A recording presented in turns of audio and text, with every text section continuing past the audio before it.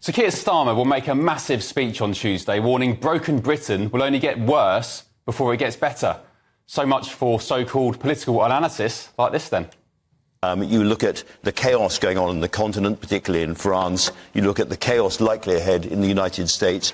And suddenly, for once, for the first time in many of our lives, actually Britain looks like a little haven of peace and stability. And that in itself is going to draw money into this country. Yeah, OK. The BBC's Andrew Marr last month there commenting on the new Labour government. I think even the most ardent Labour supporters will agree Britain is anything but a haven of peace and stability right now. And likewise, the claim we're now governed by serious people. What kind of serious people make the bizarre and unprecedented move of giving a Downing Street pass to a millionaire who donated £500,000 to the Labour Party in the election campaign? Because that's what somebody in this government has done. They handed TV mogul Lord Ali unfettered access to number 10 until the end of this month. And nobody quite knows why. What a mystery. And along with the growing scandal currently embroiling this government, the politically neutral civil service jobs handed to former party aides and donors, Labour's shameless cronyism makes the Tories look like amateurs. I'll remind you what Keir Starmer said about it all before begging for your vote last month. I say to all my fellow politicians, Labour and Tory, to change Britain, we must change ourselves. We need to clean up politics.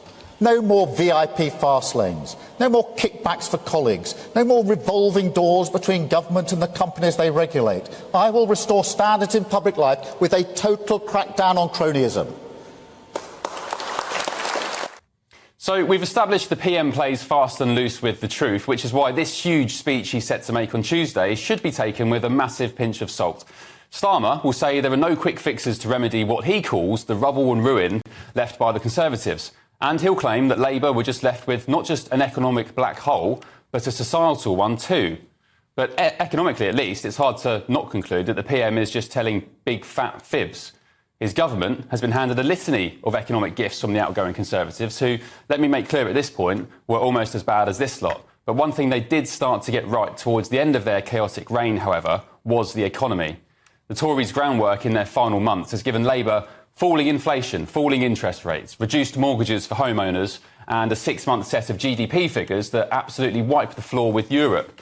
And they were the best set of figures in 7 years. And what have Labour done with it in response? Well, they've gone back on their promise to freeze energy bills. Prices are going up, of course, 10% this winter instead. They've swiped the winter fuel allowance from skint pensioners when they accused the Tories of wanting to do the same thing. They've handed £14 billion worth of public sector pay rises to the same unions that gave hefty donations to most of the cabinet. And in October, no doubt, they'll hike capital gains tax and inheritance tax to prove once and for all that this is the party of jealousy and envy. And as for what Starmer calls a societal black hole, give me a break. This is the government that's overseeing a convicted child rapist walk free from prison because our jails are too full of people who write stupid things on the internet. And let me tell you, there's nothing more rotten about a society that allows child abusers to roam free. A haven of peace and stability, my backside. Joining me now is the former editor of Labour List, Peter Edwards. Good evening, Peter. Thanks for joining me. Listen, what do you make of Sir Keir Starmer's anticipated speech on Tuesday? He's saying things are in an absolutely terrible state and they're only going to get worse before he can pick up the pieces. Is he just bluffing? No, I think he's saying what he thinks. You know, left, centre and right all said there'd be no honeymoon for whoever won the election. Labour ran quite a sober, almost downbeat election campaign. They won very comfortably, but people accepted Britain's in a bit of a bad state. And that's whether you're in a primary school with a classroom ceiling in a bad state, whether you're trying to get a GP's doctor's appointment, or whether you're a big business trying to invest in an infrastructure project in a slightly sclerotic British economy. I don't think they ran their campaign, Peter, on a downbeat vision of the nation. I mean, let's take the energy prices, for example. Keir Starmer and Labour were saying that they'd freeze energy prices from day one. It was in their manifesto. It was in other Labour material. So, I mean, that's quite a positive, buoyant message to get across to the electorate, is it not? I think people are exhausted. And I've heard pundits of every perspective say this, and I did a lot of campaigning for Labour. No one thought the mood was like 1997. Remember, we've had COVID. We've had inflation up to 11%, and people are tired, and that's That's not a party political point at all. There's a sense in Britain that a lot of things don't work, and that led to the type of election campaign we had, where Jeremy Hunt, the Conservative Chancellor, warned of saving or potential tax rises to come. Labour warned of the same. And the independent OBR, the Office of Budget Responsibility, said that austerity was baked in, whoever won. So we're in a difficult situation. It would be daft to deny that. Peter, I played you that clip in the introduction there of Andrew Marr at the BBC saying, finally, we've got a government that can bring a country of a safe haven of peace and stability, and finally the grown-ups are in the room. I mean, that was the common catchphrase a couple of weeks back. Thank goodness the grown-ups are back in the room. So I just can't agree with your point that nobody expected good things of this government. It was the complete opposite, surely. Well, I didn't say that. That wasn't my point. I think there was an element of hope, but no one would deny it was a pretty sober, dare I say, flat election campaign. But these things are relative, right? There are other parts of the world where innocent people are losing their lives every day. Britain has a lot of problems, but in relative terms, it is a peaceful country. There is a social security system. There is a health service. We are not at war. We've got to be realistic about the state of Britain. OK, Peter, let me ask you this final question. We heard for years Labour, Angela Rayner, Rachel Reeves, Sir Keir Starmer banging on about Tory corruption, cronyism, jobs for the boys. They've just done exactly the same thing. Former donors, former aides, given politically neutral civil service jobs. A guy who donated £500,000 to their campaign, given a pass to number 10 to do God knows the hell what with. You know, surely you can address the fact that that is mass hypocrisy, no?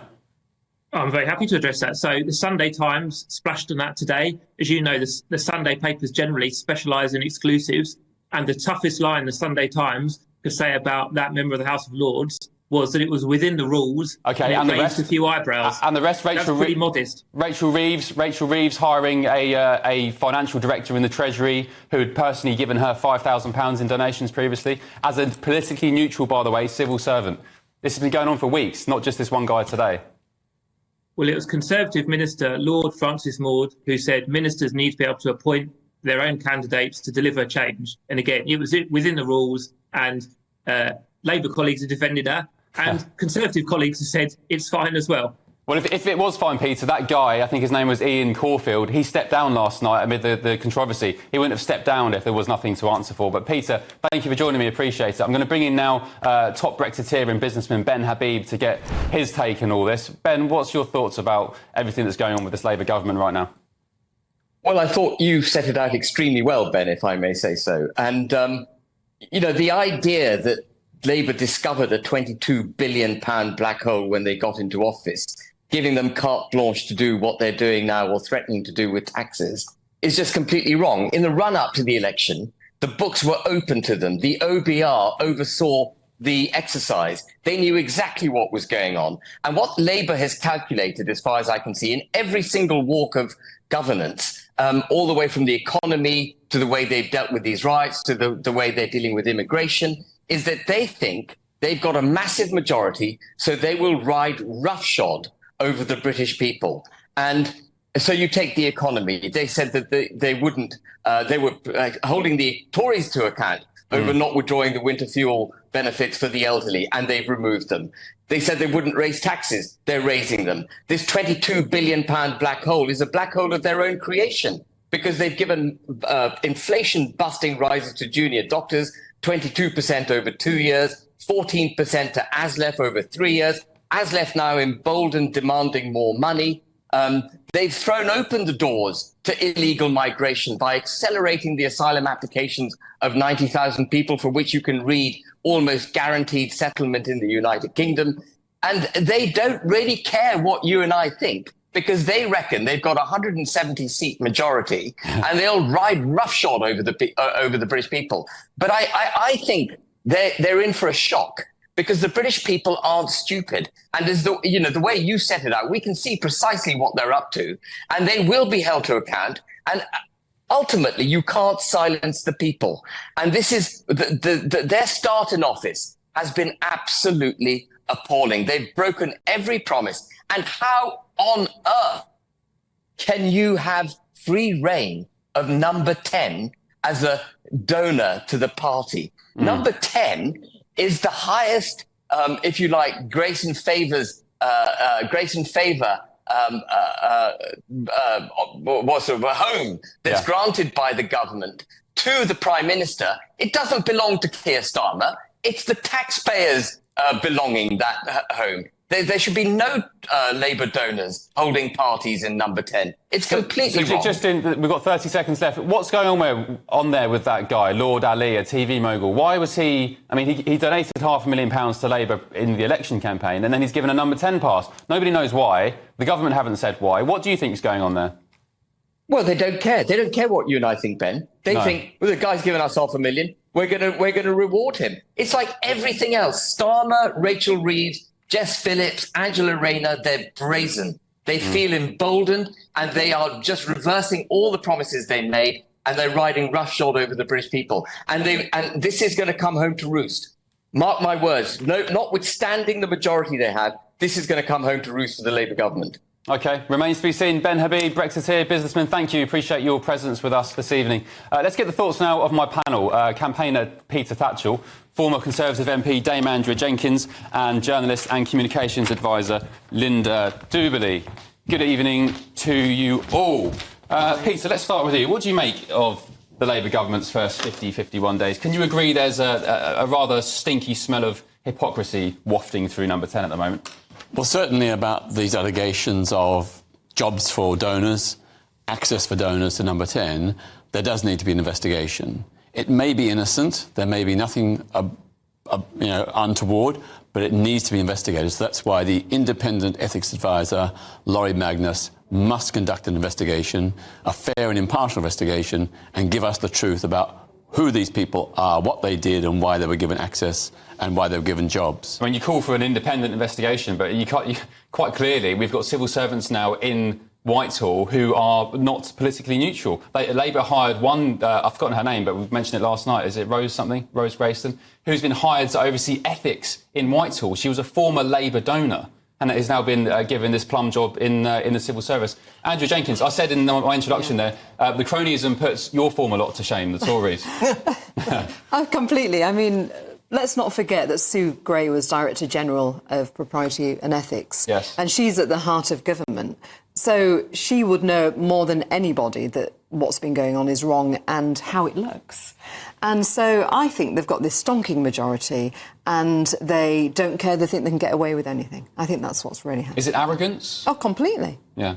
It's worse than that. It's hubris. It's actual hubris. I think this is deplorable activity. And I agree with Peter, there does have to be an investigation. But at the end of the day, some of the damage has already been done. Yes. You know, there's huge reputational risk here. Why did Keir Starmer do this so early on in his tenure? I mean, this was an unforced error. They probably thought politically we're so far away from election, get this out of the way now. Well, that's the argument, isn't it? That's what they're doing. No, but that's for the general public. That's what they're doing. I mean, there's no excuse. It's appalling. That's something I keep hearing. Get the dirty work out of the way first. The winter fuel payments, the tax rises, swiping benefits. But this is very different. This is paying people or giving them positions because they are major donors to a political party. Well, Rachel Reeves done it in the Treasury. Well, it's just unacceptable. Yeah, it's morally unacceptable. If you talk about ethics as part of your election campaign, you have to be prepared to walk the talk.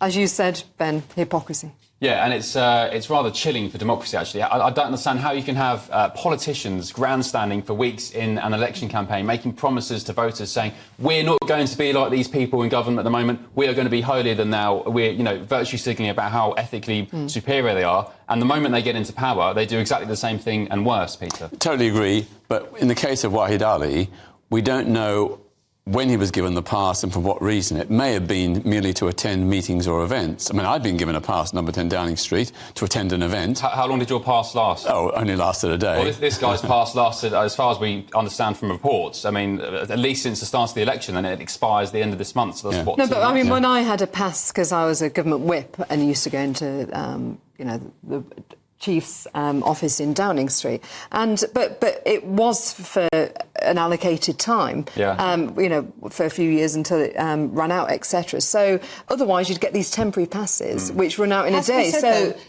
Lex Greenhill's got a pass to get into number 10, and he was at the centre of a major investigation, and David Cameron just gave him the pass. No one knew why he had it, and no one knew what he used it for, and no one knew how long But it was even as for. MPs, I mean, as an MP for 9 years, you know, you get lots of people asking for passes, and, you know, you would dream of doing it, because you've got to think this is, you know, you're there representing the British public, your constituents, and what does it look like? The point is, it looks bad. Yes. It has to be investigated, impartially, independently and fairly, and the public has a right to know. Peter, Andrew, Linda, thank you. You'll be back with us.